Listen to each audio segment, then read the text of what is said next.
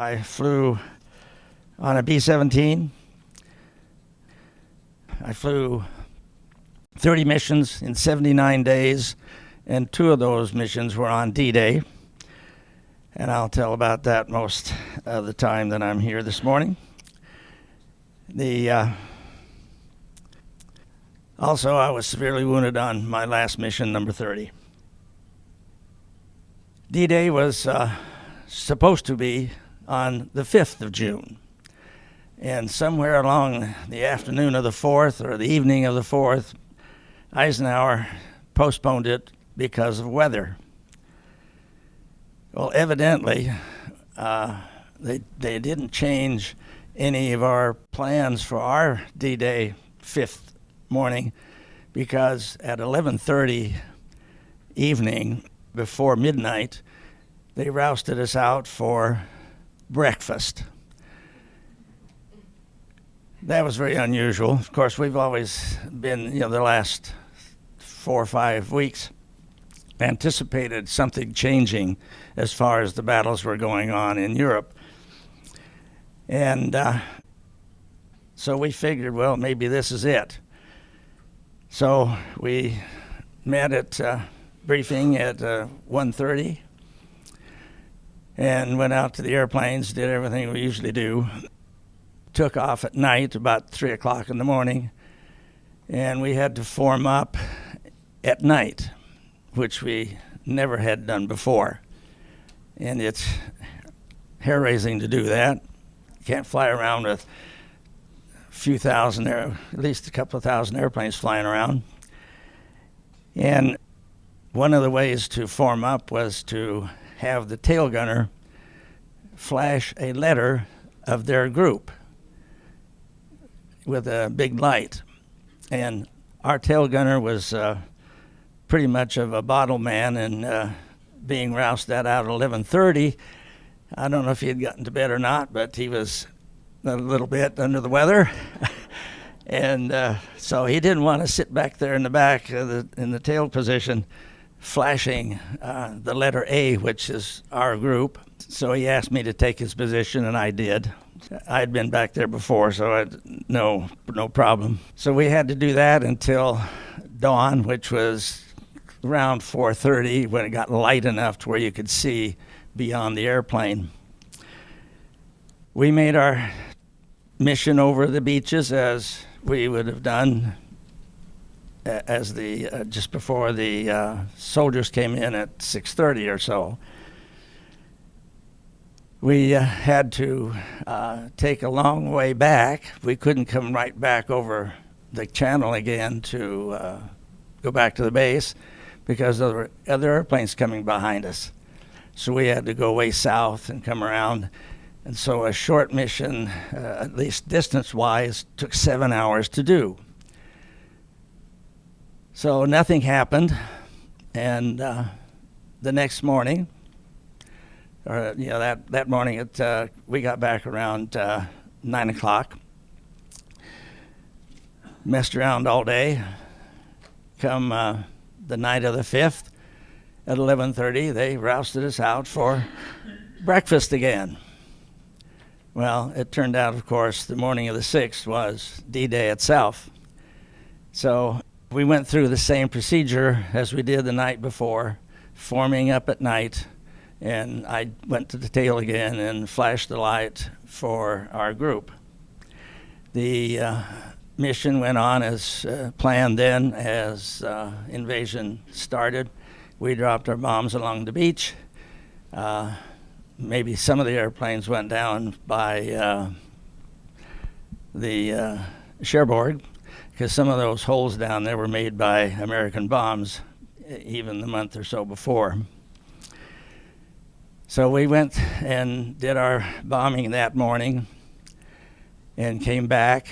And as we landed around 9:30 or 10, they said, stick around. You're not going back to your barracks. You're going to go out again. So we had lunch brought out to us, a sandwich, coffee, things like that. Loaded up the airplane, The bomb loaders came out with their racks and reloaded our airplane and all the rest of them. And we went up again, only this time the target was a little further in.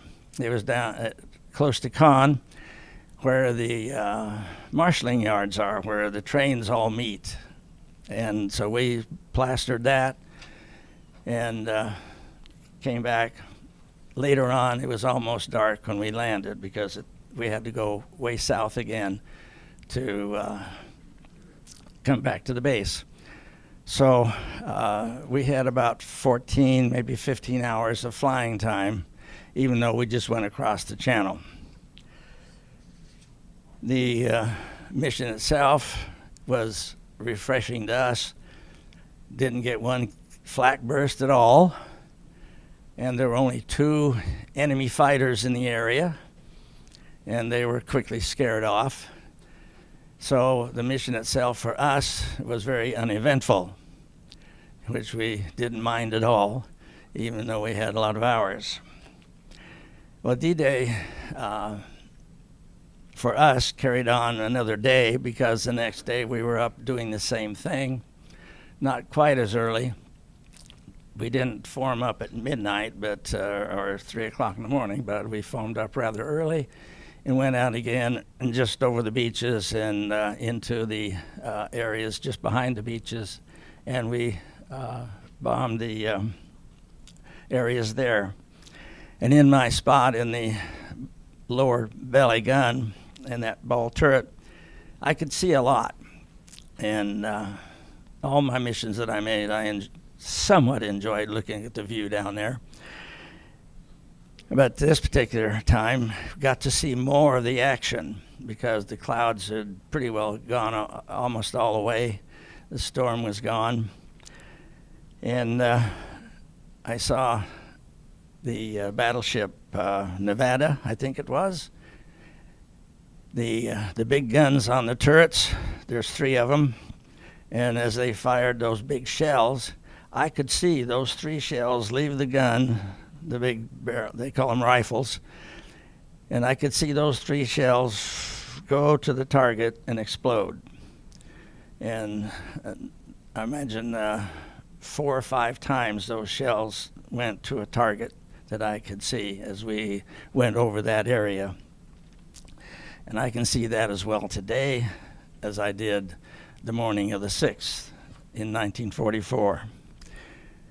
The mission that day was quite long. We had to come back along on the 7th. Had to come back the same way south to get back to the base. And we got back around dusk.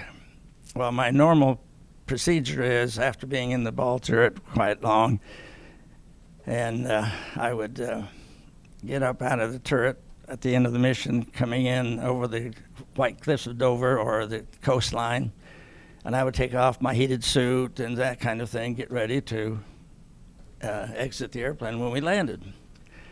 Well, I had done this, and the sun was down, it was just getting dark, and all of a sudden the pilot said, "We're going back up. Germans have followed us in, and they're attacking bases and things like that." So we had to go back up to, wasn't way up to altitude, but it was over 12,000 feet. And I didn't have a heated suit on, and it got cold. And after about 30 minutes of up there waiting around, I saw 3 airplanes get shot down. They caught fire before they hit the ground. So the Germans were around, followed us in. Fortunately, they didn't hit our group, they hit somebody else's. But the second day of D-Day was like a third day for us. So it was a mission that everyone wanted to participate in. As soon as they knew it was D-Day, they were happy to see it go. There wasn't any griping or complaining about the hours we spent, because we knew that this was going to spend the end of the forces that we were fighting. You might be interested in a couple other things that have gone on as far as flying in World War II. The missions we made were all very high. We were above 25,000 feet at all times. So it was rather freezing. Minus 30 was a warm day. The temperature sometimes got below 60, up there at 29,000 feet. So all of the missions were that way. The fighters came at us, maybe about half the time of my 30 missions. By that time, we had been bombing their fuel-making capacity. And by the time D-Day came around, the Germans were down to about 3/4 of their fuel production. So they were a little short of fuel, even in the Battle of the Bulge. The one mission we went on to louse up their fuel-making supplies were up into Czechoslovakia. We were up in the air for nearly 12 hours. So I sat in that ball turret for a good 10.5 hours. And that ball turret is 43 inches in diameter, so your knees are in your eyeballs. I was spinning around there all those days. I called it Disneyland 1944, because just sitting there, just spinning around there, having a good time as much as possible. But that particular mission, we didn't have any escort. Some of them blamed it on us, and some blamed it on the fighters missing schedules and that kind of thing. But no matter what the problem was, we didn't have escort, or we didn't meet it anyway. And that day, the Germans happened to come up, as just about every airplane they had. Our particular group was 370 bombers going to this target. And later on, we found out that the Germans had more than that up against us. Over 400 German fighters were attacking us that day. It was a long air battle, almost 4 hours, and constantly shooting away. And that particular day, I managed to down 2 aircraft, a 109 and a 190, Messerschmitt 109 and a Focke-Wulf 190. They came in close enough so I could hit them pretty well. Otherwise, they usually stayed away, didn't come in too close. But the mission was so long, we were low on fuel, we lost oxygen because of the enemy fighters.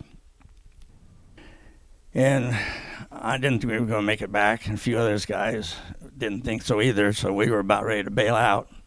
But we came back on 2 engines and managed to get back to the base.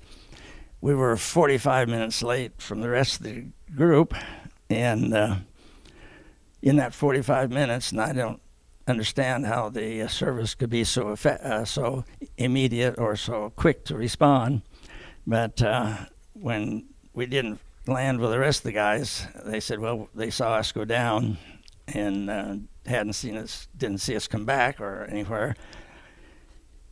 And the co-pilot's wife received a telegram that he was missing in action. And we were only 45 minutes late. I mean, usually it takes a couple of days to tell people that. And his wife was the only one of the crew of 10 that got that notice. Flak was always a problem, fighters part of the time. But when they were over Berlin, the flak was so thick and so awful, I was ready to climb out of that turret and bail out because I didn't think we were going to make it. And my job as ball turret gunner was to look around and check the underside of the aircraft and give the pilot any notice of anything I would see that might interfere with the flight of the aircraft. And while I was looking around with all that flak flying, all of a sudden fuel started coming out over the turbo supercharger, which is driven by exhaust. So that means it's real hot. And because it was red hot, as the fuel came out, we had about maybe 15 or 20 seconds before that thing would blow up. So as soon as it started, fortunately I wasn't looking in the other direction, I told the pilot to feather number 2, meaning stop the engine, turn off the heat to the turbo. And he said so. He did so without asking any questions. If he'd asked questions, we'd have blown up. So after the engine stopped, he says, "It's running fine. How come?" So I told him what was happening, and his only words were, "Good God." He didn't say anything else. So that's what crews did. They worked together, trained together, so everybody knew what everybody could do, and we trusted each other. And he trusted my judgment, so he said afterwards when we got down, he says, "Phew, I'm sure glad you saw that." And we had been hit with so many pieces of flak, we didn't fly our airplane again for 2 missions. The day after that mission, we went to the hard stand and looked over the airplane. Not all of us, it was about 3 of us there, 4. And with the ground crew, we were marking and counting holes. We stopped at 400. And so we didn't fly the airplane for a couple of missions while they removed the left wing, because it had been hit so badly, and most of the holes were in that wing, by the way. So flak and fighters were, of course, our worst things to contend with, and those 2 missions were the worst of those 2 things. The one mission that we did that everybody enjoyed doing was going to southern France, and we dropped supplies to the French resistance, meaning we didn't drop any bombs, we didn't hurt anybody, and we helped a lot of people by dropping supplies to them in southern France. And since then, they recognized through films that were made that our group was one of the groups that went, and they came to our reunion one time and invited us over to meet with those people that picked up all those supplies we dropped, because they were thankful for it. So I've been going back to France now for 5 years. The last mission I'll tell you about, because that's when you'll always remember. It's the last one, you're glad to go. But in my particular case, I was seriously wounded with a piece of flak over Munich, Germany. I mean, that meant about 4 hours of lying on the floor of the airplane. And I was hit with the flak just somewhat before the target. And because it was my right hip, my right foot pushed the button to talk to the crew. Well, my foot was pushed off my leg came up as far as it could go, and I couldn't put it back down to talk to the crew.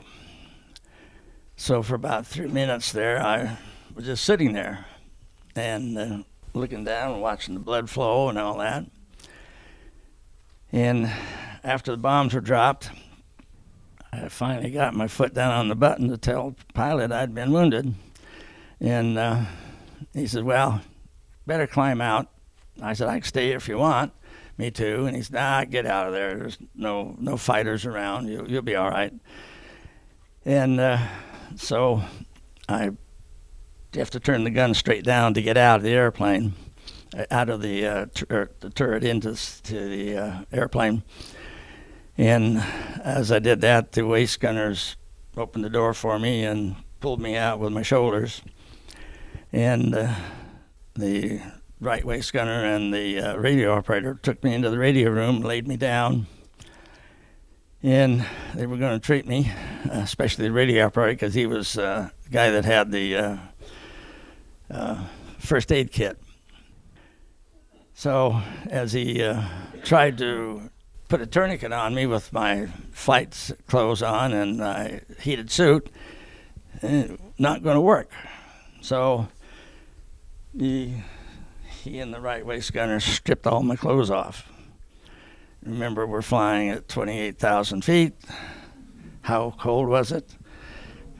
Minus 50 or so, minus 40. And I hear him laying on that floor with T-shirt and shorts, nothing else. Oh, I had shoes on. But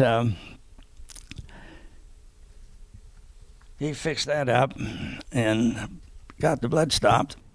And there was a bag there that he put me in that was hooked up, plugged into the electricity, like our flight suits.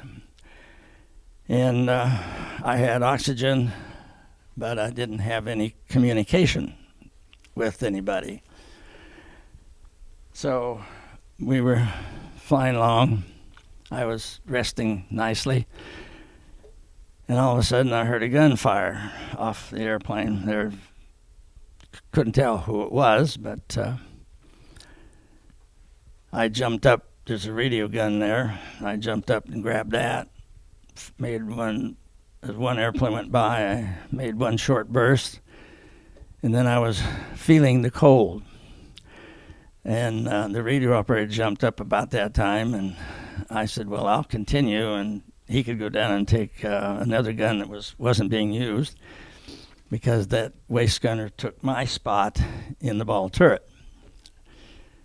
And he said, no, you better sit down and warm up. We're doing this by finger pointing. I couldn't hear anything. He couldn't hear anything from me because I wasn't hooked up. So I was, by that time, freezing anyway. Woke up to that fact, and so I got down on the floor and stayed there for the rest of the trip. So flying in 30 missions in 79 days was a quick time to do it, and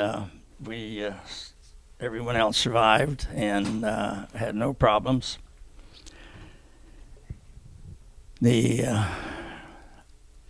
At the end of your mission tour, you were allowed to go home. So after 5 weeks in the hospital, I was allowed to go home after that.